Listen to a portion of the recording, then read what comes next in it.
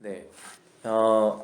저희가 사도행전 이렇게 쭉 이렇게 나가고 있는데, 지난주 설교, 기억하시는 분들은 지난주 설교 때는 이제 사도 마띠아를 12번째 사도로 선택을 하셨던 장면, 기억하시나요?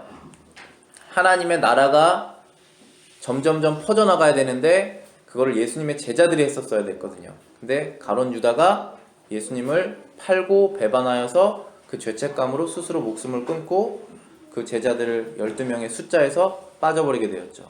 하나님께서는 12명의 그 제자들을 보내시기를 원하셔서 마띠아라는 제자를 선택하셔서 그 12명에 포함시키셨죠.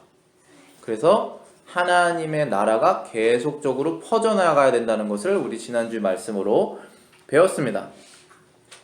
그 하나님의 말씀을 우리가 하나님의 나라를 이렇게 퍼지게 하려면 방법은 딱 하나라고 말했습니다. 그것은 예수님의 증인이 되는 것입니다. 예수님을 본대로 말하는 것입니다. 그것이 제자들이 할 일이었죠. 우리는 예수님을 믿은 대로 말하는 증인이 되는 것이죠. 그거를 하려면 성령이 없이는 안 된다고 그랬고, 성령님이 역사하시려면 기도가 없이는 안 된다라는 말씀을 지난주 설교 때 제가 드렸습니다. 한 주 동안 그러한 예수님의 증인이 되셨기를 바라고 또 기도로서 그것을 하셨기를 바라겠습니다. 오늘은 사도행전 2장 1절과 2절을 가지고 오순절 성령 강림의 의미, 오순절이라 그러면 펜타코스트, 성령은 Holy Spirit, 강림은 coming이죠. 그 다음에 의미는 meaning. 오순절 성령 강림의 의미. 제가 이 설교를 이게 스터디하면서 원래는 이 본문을 사도행전 2장 1절부터 13절까지를 이렇게 잡고 이렇게 공부를 하고 내용을 정리했는데, 하면 할수록 내용이 너무 많아지는 거예요. 그래서 줄였어요. 그래서 13절까지 하다가 나중에는 1절부터 4절만 하자. 그리고 또 하는데 또 너무 많아졌어요. 그래서 1절부터 3절만 하자. 또 많아가지고 결국은 1절부터 2절만 해야 될 것 같아요, 오늘은.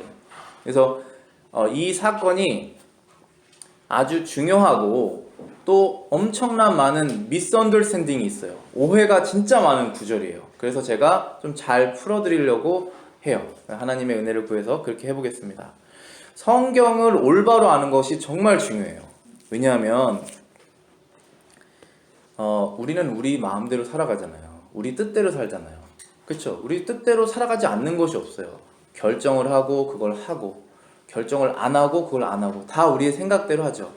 그런데 이 성경을 많이 알면 알수록 하나님의 뜻대로 그걸 하게 돼요. 그리고 성경을 많이 알면 알수록 내가 하나님의 뜻대로 안 하고 있는 거를 많이 알게 돼요. 그러면 많이 알게 되면서 그거를 고쳐서 하나님의 뜻대로 또 하게 돼요. 그러니까 성경을 올바로 아는 것이 참 중요해요. 성경을 바로 알아야 돼요. 그렇지 않으면 하나님의 뜻대로 살기가 참 어려워요. 그리고 더 위험한 건 하나님의 뜻대로 안 살고 있는데 내가 그렇게 살고 있구나라고 생각할 수가 있어요. 그래서 성경을 아는 게 참 중요해요. 그래서 때로는 성경을 많이 알고 싶지 않을 때가 있죠. 왜냐하면 나의 이 부분을 안 건드렸으면 좋겠으니까.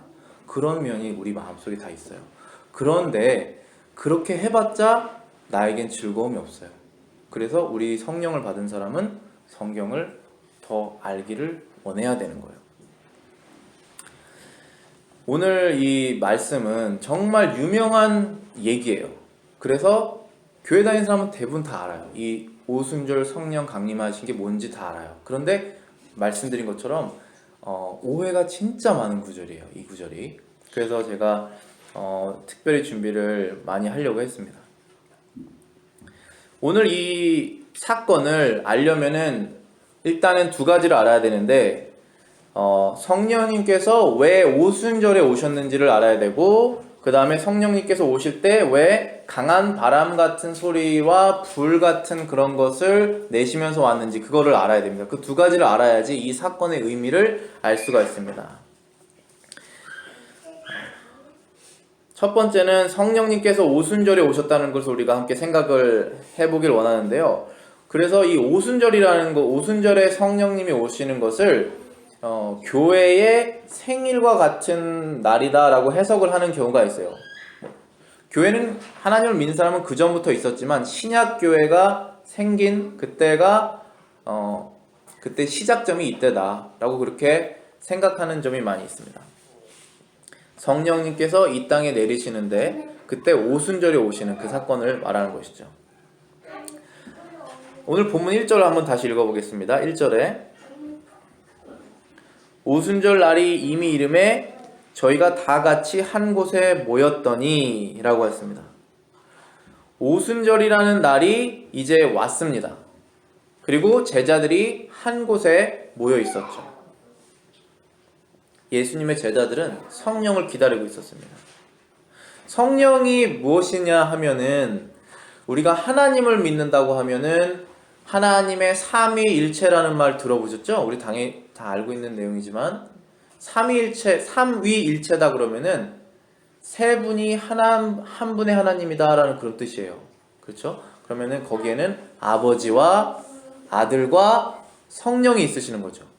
그렇죠? 아버지는 하나님 아버지, 그 다음에 성자 하나님, 그 다음에 성령 하나님, 이 세 분이 각각 다른 인격이라면 영어로는 그냥 person이에요. 각각 다른 인격이지만 한 분의 하나님이에요. 그렇죠? 그래서 이 한 분의 하나님의 세 분의 인격이 있는 것을 삼위일체라고 그러잖아요. 그 위가 three persons in one 이라는 뜻이거든요. 그건 우리가 사실은 완전히 이해할 수는 없는 거예요. 그런데 성경이 그렇게 말하고 우리가 성령을 받은 사람으로서 그게 뭔지는 어느 정도는 알 수 있어요. 근데 제가 지금 말씀드리는 이 성령님이 오순절에 오셨다라고 하는 것은 이 오순절은 예수님께서 하늘로 승천하시고 열흘 뒤에 일어난 일이 오순절이에요. 오순절이. 그러면은 성령님이 그럼 그때 이 세상에 오셨는데 그럼 그 전에는 없었느냐? 당연히 아니죠. 성령님은 언제부터 계셨죠? 성령님은 세상이 이렇게 있으면 세상 전부터 계신 분이 성령님이에요. 왜냐하면 그분은 하나님이니까. 그런데 왜 오셨다라고 그러느냐? 성령님이 이제 세상 사람들에게 자기를 드러내셔서 사역을 시작하시는 것이 바로 그때라는 거예요. 무슨 말씀인지 이해되세요? 예수님께서 하나님의 아들이시죠? 그러면은 예수님이 성모 마리아에게 나신 것은 지금부터 2000년 전이지만 그러면 예수님의 그 하나님의 아들의 그 예수님 있잖아요. 성자 하나님, the God the Son. 그분은 언제부터 있었어요? 2000년 전부터 있었던 거 아니잖아요. 그 전부터 있잖아요. 세상 전부터. 그런데 세상에 나타내는 시점을 하나님이 정해서 예수님이 오신 거예요. 사람의 몸을 입고. 그 방법밖에는 우리가 우리 죄를 씻는 방법이 없으니까. 그렇게 오신 거예요. 그 전부터 계셨지만 그 스피릿은, 그렇죠? 몸은 없으셨지만 성령도 마찬가지라는 거예요. 성령도 세상을 처음 만들 때부터 계셨어요. 성령이 그때부터 계셨잖아요. 그런데 쭉 지나다가 이 역사가 히스토리가 쭉 지나다가 예수님이 하늘로 올라가시고 열흘 뒤에 이 땅으로 내려오셔서 성령이 자신을 드러내시는 거예요. 그리고 드러나게 일을 하시는 거예요. 그때가 바로 이때라는 얘기를 말씀드리는 거예요. 그래서 그 전에 없었던 분이 아니라 이제 확실히 드러내서 일을 하실 때가 왔다는 거예요. 항상 하나님의 때가 있어요. 그게 참 신기한 거예요. 우리는 우리의 뜻대로 사는 것 같은데 그 때가 있어요. 그럼 그 때를 만나면은 하나님이 정하셨던 거가 일어나요. 그런 것 중에 하나가 이 성령님이 이 땅에 오신 거예요. 성령님이. 사도행전 1장 4절에 보시면은 사도와 같이 모이사 저희에게 분부하여 가라사대 예루살렘을 떠나지 말고 내게 들은 바 아버지 약속하신 것을 기다리라 라고 예수님께서 말씀하셨어요. 예수님께서 이제 성령을 보내실 건데 그것을 기다리라 라고 말씀하신 것이 구약 성경에서부터 계속적으로 성령이 오실 거라는 것을 예언하고 있었고 그것이 지금 이루어진 거예요. 그래서 제자들은 지금 한 곳에 모여서 성령을 기다리고 있었던 사건이 바로 이때예요. 자, 그러면은 우리가 1절을 이해하려면은 오순절이라는 것을 이해하셔야 돼요. 오순절이라는 말 가끔 들어보셨을지도 모르고 이 영어로는 펜타코스타라고 그러는데 어떤 교회는 이제 자기네 교회를 디스크라이브 할 때 우리는 펜타코스탈 처치 이렇게 말할 때가 있거든요. 그것은 한국말로 하면 오순절적 교회 이렇게 말하는데 그건 뜻은 뭐냐면 성령 체험 아니면 그런 것들을 많이 추구한다 그런 뜻이에요. 어쨌든 이 오순절이라는 것은 펜타코스타라는 거예요. 근데 오순절을 우리가 먼저 알아야 왜 성령님이 하고 많은 날 중에 오순절에 오셨는지를 우리가 이해할 수가 있어요. 그 오순절은 유대인들이 지켜야 되는 절기예요. 우리 오늘 성경에서 아까 본문 이거 전에 읽은 게 레위기잖아요. 그 레위기에서 그 유대인들이 지키는 절기가 있었죠. 그걸 피스트라고 하는데 유대인들이 지키는 그 절이 있어요. 그날이 딱 오면 그걸 하는 거예요. 그리고 또 지나면 또 그걸 하고. 근데 이 오순절은 뭐냐면은 6월절에서 이제 50일이 지난 날이 오순절이에요. 6월절 들어보셨어요? 6월절. 6월절은 이제 패스오버예요. 패스오버는 뭐냐면은 이스라엘 백성들이 애굽에 지금으로 말하면 이집트죠. 이집트의 종이었어요. 그런데 하나님께서 모세라는 사람을 들어써서 그 당시에 최고로 힘이 셌던 그 애굽에 있었던 이스라엘 백성을 다 끌어내세요. 그래서 광야로 끌어내시고 결국은 가나안 땅으로 가게 하시죠. 그렇죠? 근데 그때 당시에 왕이 바로였는데 그 페로죠. 페로가 이스라엘 백성을 안 보내줘요. 왜냐면 자기 종이니까 자기가 하고 싶은 거 시킬 수 있잖아요. 근데 안 보내줘요. 근데 보내라고 그래요, 모세가. 근데 안 보내요. 오케이, 보내겠다. 그러는데 또 안 보내. 그걸 10번을 해요. 보낼게. 그러면 또 안 보내. 그러면은 안 보낼 때마다 하나님께서 재앙을 이렇게 내리세요. 뭐 엄청난 재앙들이 있어서 그 나라가 정말 쑥대밭이 돼요. 그러면은 좀 회개하는 것 같아요. 후회죠, 회개가 아니라. 오케이, 그럼 보낼게. 그럼 또 보낸다 그러고 그거를 10번 반복해서 10가지 재앙이 애굽에 있었어요. 마지막 재앙은 뭐냐면은 애굽의 각 집이 있잖아요. 그 집에 남자아이, 첫째 남자아이가 죽는 거예요. 그것까지 하고 이제 바로가 더 이상은 못 버티는 거예요. 그래서 이제는 가라 그래요. 근데 그 하나님께서 심판을 그 애굽을 하실 때 이스라엘 백성의 집의 가정의 남자아이들은 안 죽이셨어요.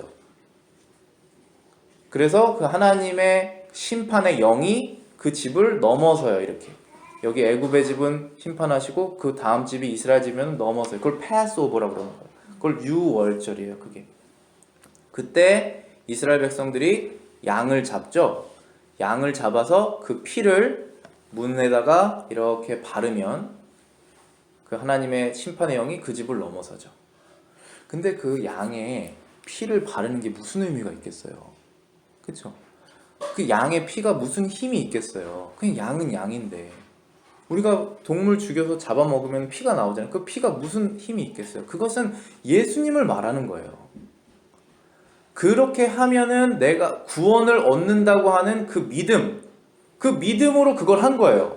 하나님이 말씀하시는 게 진짜 이루어지겠다라고 하는 그 믿음으로 그 행위를 한 거죠. 그래서 그 믿음을 보고 하나님이 구원을 주신 거예요.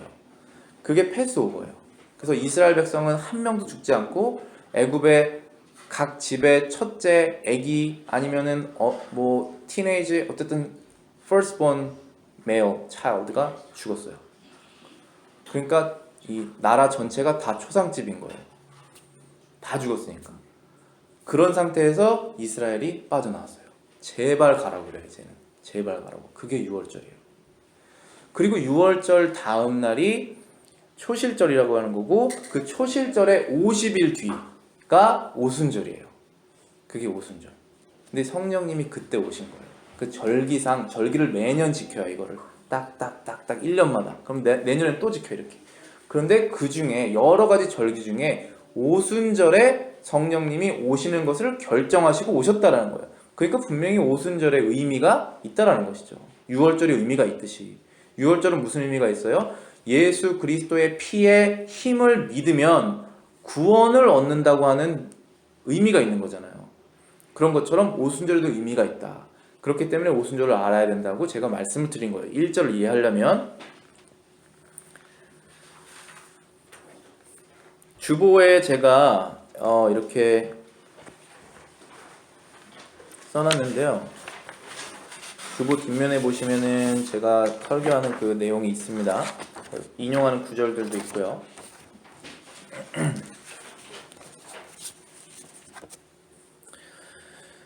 오순절 6월절 다음 날에 초실절이라는 것이 있는데, 초실절에는 유대인들이 첫 열매를 하나님께 드려요. 첫 열매를 하나님께 드려서 그 초실절이 의미하는 것은 예수님의 부활을 의미해요. 이거 저기 주보 보지 마시고 저를 보세요. 그러니까 6월절 다음 날이 이제 초실절이라는 게 있어요. 6월절은 예수님이 지금 죽으시기 몇천 년 전에 만들어진 거예요. 1500년 전쯤, 모세 때니까. 그때 만들어진 거예요. 근데 하나님은 시간이 없잖아요. 하나님은 시간 위에 계시기 때문에 그 의미를 다 정하세요. 시간이 지나면서 그걸 드러나요, 그게. 6월절은 예수님이 십자가에서 죽으시는 그 피의 힘을 의미하는 거예요. 우리가 스스로 죄 씻을 수 없다는 거 알려주시는 거예요.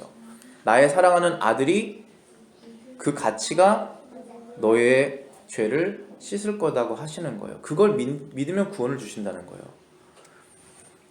그게 6월절의 의미라면은 6월절 바로 다음 날이 초실절이라는 게 있어요. 그 초실절은 영어로는 The Feast of First Fruits예요. 처음으로 거두어지는 그 열매를 하나님께 드리는 거예요. 그런데 이게 6월절 다음 날이에요.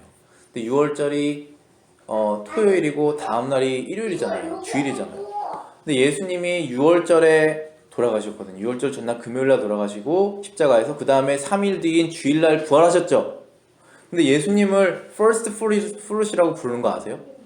성경에 보면 고린도전서 15장에 보시면 First Corinthians chapter 15에 보시면 예수님을 첫 열매다 그래요. 첫 열매. 근데 뭐의 첫 열매냐면 부활의 첫 열매다 그래요. The first fruit of the resurrection. 그거예요. 그게 무슨 뜻이냐면 예수님이 죽은 상태에서 부활하시고 다시는 죽지 않는 거예요. 우리는 그 예수님을 믿는 거예요. 우리는 바보가 아니에요. 우리는 정신 이상자도 아니에요. 그런데 성령을 받아서 죽었다가 살아나셔서 아직도 죽지 않는 예수님을 믿는 거예요. 그게 성령이 하시는 일이에요. 그게 예수님의 증인이 하는 일이에요. 그렇죠? 그분이 첫 열매라고 그랬어요. 그 다음에 이제 그러니까 결국은 6월절도 예수님이고 초실절도 예수님이잖아요. 그러면은 오순절도 예수님이어야 될 거 아니겠어요? 예수님의 의미가 있어야 될 거 아니겠어요? 오순절은 무엇이냐면은 이 초실절 뒤에 50일 뒤에 오는 것인데, 그래서 오순절이라고 이제 불러요. 그때는 떡 2개를 하나님께 바치는데, 그걸 생각해 봤을 때 오순절의 의미는 오순절에 바쳐지는 새 소재 곧 두 떡은 오순절에 임하신 성령으로 말미암아 설립된 신약 시대의 교회를 상징한다라고 해서 그래요.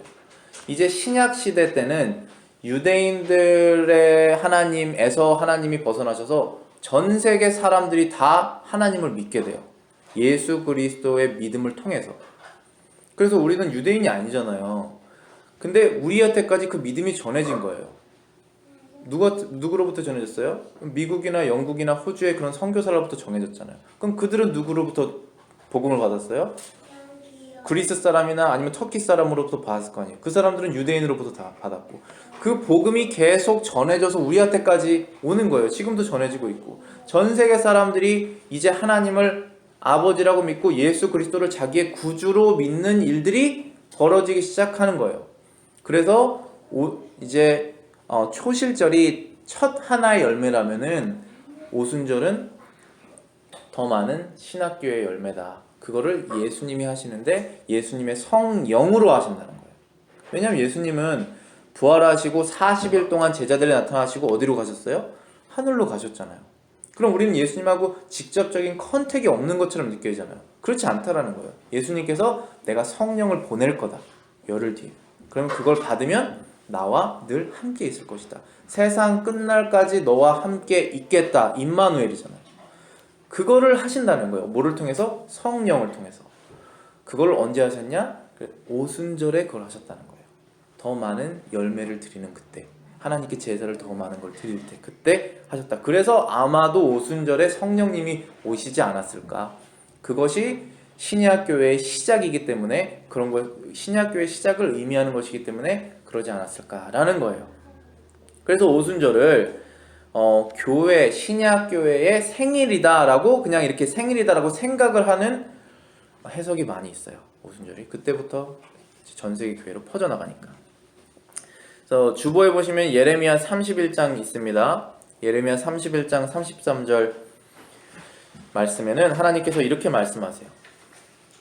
나 여호와가 말하노라. 그러나 그날 후에 내가 이스라엘 집에 세울 언약은 이러하니 곧 내가 나의 법을 그들의 속에 두어 그 마음에 기록하여 나는 그들의 하나님이 되고 그들은 내 백성이 될 것이다. 이게 무슨 말이냐면은 이 방법밖에는 없어요. 그래서 하나님이 이렇게 하신다는 거예요. 이게 뭐냐면은 하나님께서 율법을 주셨죠. 율법은 하나님의 법이에요. The law of God. 그거를 주셨어요. 근데 그 율법을 하나님이 이제 지켜라 라고 사람들에게 유대인들에게 줬는데 유대인들이 그걸 안 지켜요. 그거를 버리고 우상 숭배를 해요. 하나님을 섬기지 않고 자기가 원하는 거를 섬기면서 살아요. 그게 사람이에요. 그게 죄인이에요.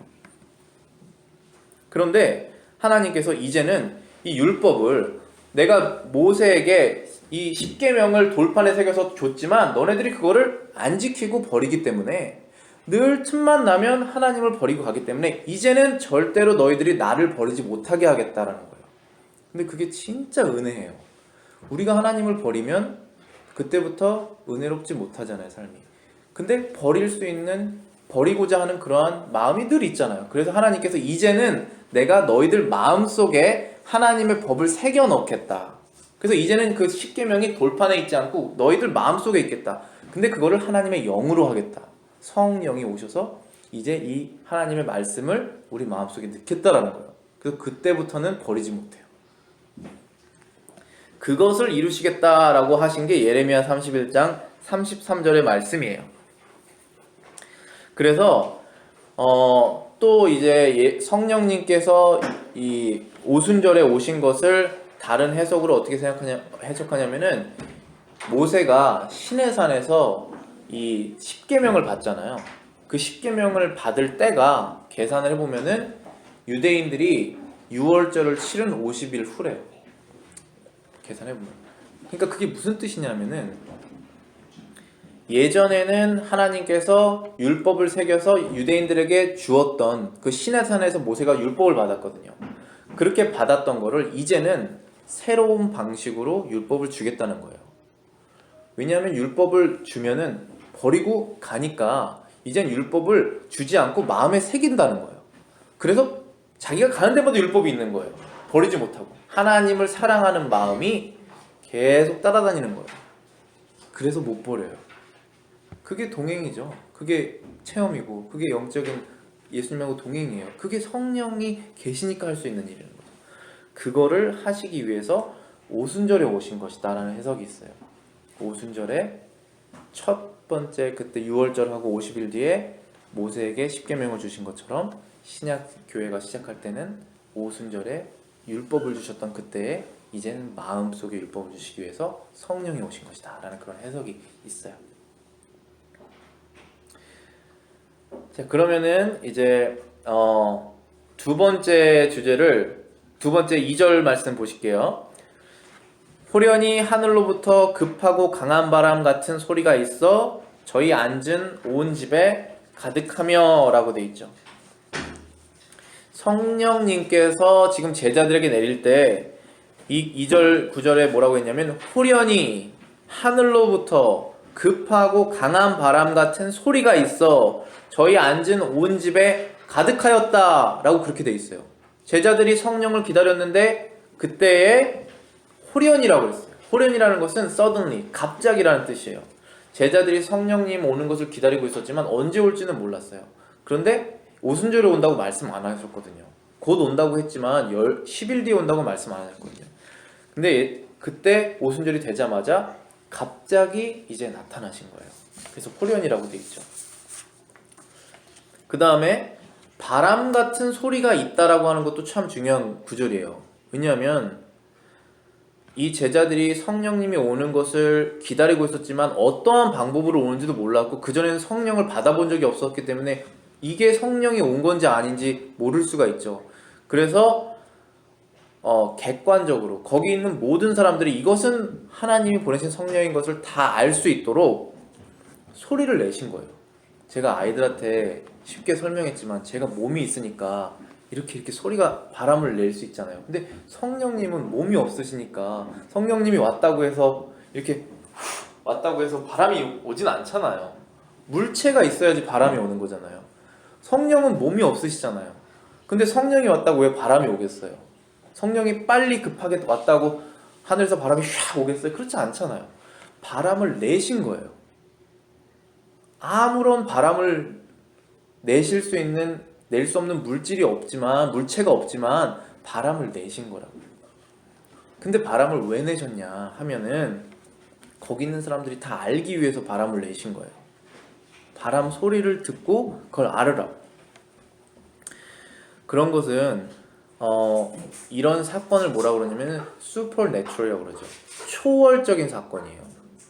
하나님은 초월적인 분이세요. 하나님은 말씀으로 이 세상을 만드시는 분이잖아요. 죽은 사람을 살리시는 분이잖아요. 하나님은 초월적인 분이세요. 그래서 이런 것을 우리가 머리로 이해하려고 하면은 그거는 사실은 어리석은 거고 더 나아가면 악한 거예요.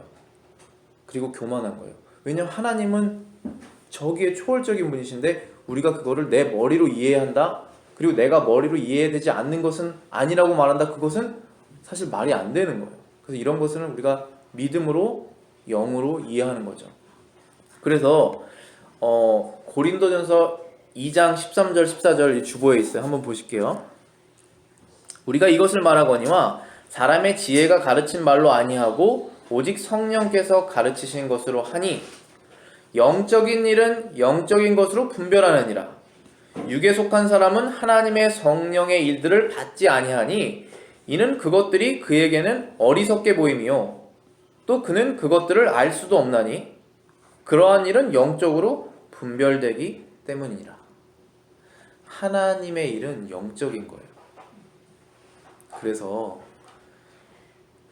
우리가 하나님의 영을 받지 못하면 자연스럽게 육적인 사람이 될 수밖에 없죠. 그런 상태에서는 하나님의 일을 봤을 때는 어리석게 보이는 거예요. 웃기게 보이는 거죠. 어떻게 저거를 믿을 수 있느냐? 라고 생각하는 거예요. 이성이 있는 사람이, 논리가 있는 사람이 그게 안 되는 걸 아는데 어떻게 믿냐라고 생각하는 거예요. 그게 어리석게 보임이다라는 뜻이에요. 근데 우리가 그런 경험이 다 있잖아요. 우리는 성령을 받으면서 그것을 영적으로 분별하게 되는 거예요. 그래서 반드시 성령이 있어야 성경을 믿을 수가 있어요. 성령의 강구를 항상 구하는 거예요. 말씀 전할 때나 말씀을 읽을 때나 저에게는 능력이 없고 하나님의 영의 능력이 있으니까 그거를 구하는 거예요. 그래서 그런 바람 같은 소리를 내셨다라는 거예요. 그 제자들이 성령이 오시는 것을 알 수 있도록 우둔하여서 성령이 오는 걸 모를 수 있기 때문에 소리를 내서 알 수 있다는 거예요.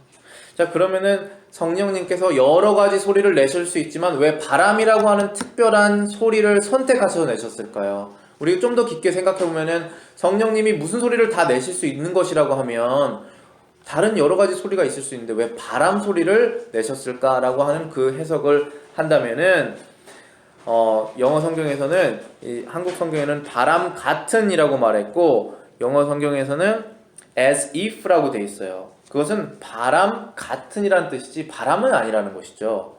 근데 성령이 바람과 같이 일을 하실 때가 많아요. 그래서 그 특성을 살리셔서 바람 소리를 내셨다라고 우리는 이해해요. 성령님이라는 그 단어 자체가 헬라어, 이 성경이 처음으로 쓰여진 오리지널 월드에는 성령이라는 뜻이 바람이라는 뜻에서 파생됐어요. 바람이랑 뜻이랑 비슷해요. 그래서 우리가 성령을 이해할 때 그분은 무엇일까 이렇게 이해하기가 어렵잖아요. 그래서 바람이란 뜻으로 해석할 수 있도록 성령이 그 이름을 정하셨다는 뜻이에요. 자, 그러면은 요한복음 3장 6절부터 8절 읽어볼게요. 육으로 난 것은 육이요 영으로 난 것은 영이니 내가 내게 거듭나야 하겠다는 말을 놀랍게 여기지 말라. 바람이 임의로 불매 내가 그 소리는 들어도 어디서 와서 어디로 가는지 알지 못하나니 성령으로 난 사람도 다 그러하니라. 여기 8절에 말씀하신 바람이라는 단어가 성령이에요. 성령이 임의로 그렇게 역사하신다는 거예요. 이 말씀은 예수님께서 니고데모라고 하는 바리새인, 성경을 정말 잘 알았던 바리새인에게 설명해 주시는 거예요. 뭐에 대해서 설명하시는 것이냐 하면은 거듭남에 대해서 설명하시는 거예요. 거듭남은 다시 태어나는 거예요. 그랬더니 니고데모가 그걸 이해하지 못했어요. 그랬더니 성경을 아는 자가 왜 그걸 이해 못하느냐라고 말씀하시면서 성령이 임하시면 사람이 거듭난다라는 말씀을 하시는 거예요. 그래서 로마서 8장 9절에도 만일 너희 속에 하나님의 영이 거하시면 너희가 육신에 있지 않고 영이 있나니 누구든지 그리스도의 영이 없으면 그리스도의 사람이 아니다 라고 말씀하셨어요. 성령이 임해야 그제서야 그리스도인이 되는 거예요. 근데 성령님께서 어떤 방식으로 일을 하시냐면은 바람처럼 일을 하세요. 그래서 바람과 같은 소리를 내신 거예요. 근데 바람처럼 일을 하신다는 것은 무슨 뜻이냐면은 임의적으로 사역하신다는 거예요. 여기 지금 임의적이라는 것은 자신이 원하시는 대로 사역하신다는 거예요. 여기 요한복음 8절에도 바람이 임의로 불매 그 소리는 들어도 어디서 와서 어디로 가는지 알지 못한다고 하신 거예요. 성령이 역사하실 때 그런 거예요. 그거 무슨 뜻이냐면은 성령이 어떠한 사람을 거듭나게 할 때 임의라는 것은 he wishes, 자신이 원하시는 대로 사역하신다는 거예요. 그래서 우리는 성령이 어떻게 역사하실지를 예측할 수가 없어요. 어떤 사람이 언제 거듭나서 예수님을 믿는 사람이 될지 예측이 안 돼요. 그게 성령이 일하시는 방법이에요. 물론 우리가 예수님을 믿으려면 이 말씀을 들어야 돼요. 믿음은 말씀에서 나온다고 그러잖아요. 말씀을 들음에서 난다고 그러잖아요. 그 말씀은 그리스도의 말씀이라고 그러잖아요. 그리스도의 말씀을 들어야 믿지만 듣는 사람마다 다 믿는 건 아니잖아요. 그리고 들었을 때는 안 믿었는데 돌아가서 믿게 될 수도 있잖아요. 그러니까 그게 언제 어떻게 일어나는지를 예측이 안 돼요. 마치 바람이 어느 방향에서 어느 방향으로 부는지 모르는 것처럼. 그래서 성령은 그렇게 일을 하신다는 거예요. 그래서 아마 바람이라는 이름을 선택하시고 바람이라는 소리를 내시지 않았을까라고 하는 거예요. 오늘 말씀의 결론으로 예수님께서 승천을 하신 지 열흘 만에 약속된 성령을 보내주신 거예요. 근데 성령님께서는 다른 여러 날 중에 특별히 오순절이라는 날을 택하셔서 오셨어요. 그것은 모든 절기가 예수님 안에서 성취되듯이 오순절의 그 의미도 예수님의 영 안에서 성취되어야 된다는 것을 보여주기 위해서요. 근데 그것을 절기를 지켰던 유대인들은 그것을 보고도 6월절에 돌아가신 예수님, 그 다음에 오순절에 오시는 성령님을 보고도 예수님을 하나님의 아들로 믿지를 못했어요. 그래서 성령님이 그 이제 사역을 시작하시는 거예요. 성령님이 일을 하시는 방법은 사람들의 마음속에 이 하나님의 말씀을 새겨넣는 거예요. 새겨넣은 것은 절대로 빼지 못해요. 그 방법밖에는 사람이 하나님을 믿는 방법이 없어요. 그래서 성령이 직접 믿음을 심어 넣으시는 거예요. 근데 믿음을 심어 넣으시는 그 방법이 예측이 불가능한 거예요. 그래서 바람처럼 일을 하신다는 거예요. 그래서 우리도 언제, 어떻게, 왜 거듭이 나서 왜 내가 예수님을 믿게 됐는지, 왜 이 하나님의 말씀을 버리지 못하게 되었는지를 몰라요. 그런데 그렇게 됐어요. 그게 성령이 하시는 역사예요. 그 2000년 전에 성령님이 오셔서 그렇게 역사를 처음으로 하셨어요. 그게 지금까지 똑같은 방법으로 역사하셔서 우리도 그렇게 될 거고 앞으로 예수님 믿는 사람들도 다 그렇게 변화가 될 거예요. 그거는 성령님이 자신의 원하시는 대로 하나님의 말씀을 새겨 넣으셔서 이 성경의 모든 것이 다 예수 그리스도 하나님의 아들의 일이다 라는 것을 고백하게 만들어 버리시는 거예요. 그래서 예수님을 버리지 못하죠. 그분을 끝까지 따라가서 천국까지 들어가게 하시는 거예요. 만약에 버리면 우리는 지옥으로 가겠죠. 그런데 하나님은 그걸 원하지 않으셨어요. 우리를 끝까지 하나님의 품으로 이끄시기를 원하셔서 절대로 버리지 못하도록 성령을 주신 거예요. 그것이 오늘의 성령 강림의 의미입니다. 다음 주엔 또 이어서 하나님 말씀 전해드리겠습니다.